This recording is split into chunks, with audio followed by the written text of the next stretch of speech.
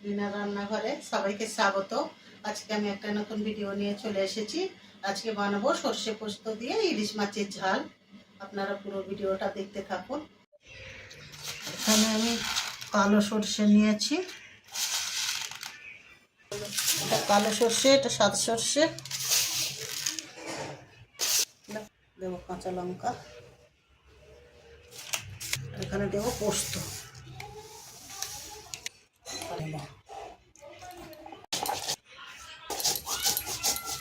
এটা আমি ভালো করে মিহি করে বেটে নেব।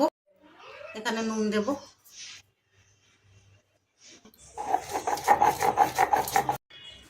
এখানে সর্ষে পোস্ত বাটা হয়ে গেছে, তুলে নেব। এখানে আমি মাছ নিয়েছি, মাছের মধ্যে মশলা মাখিয়ে নেব। নুন দেব, অল্প করে নুন দিলাম, সর্ষের মধ্যে নুন দেওয়া আছে।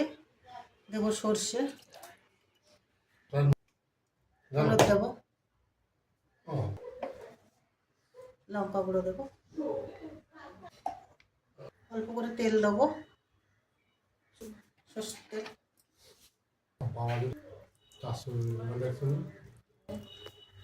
ভালো করে মাখিয়ে নেব।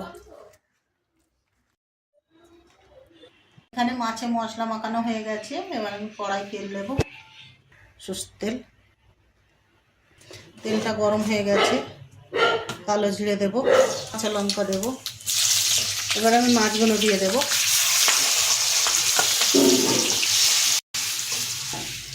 এই থালা ধোয়া জলটা, এর মধ্যে মশলা আছে, এই জলটা দিয়ে দেবো।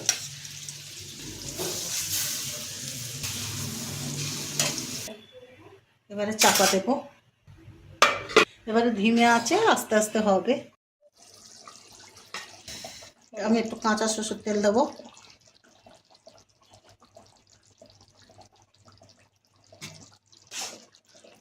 এবারে হয়ে গেছে, নামিয়ে নেব।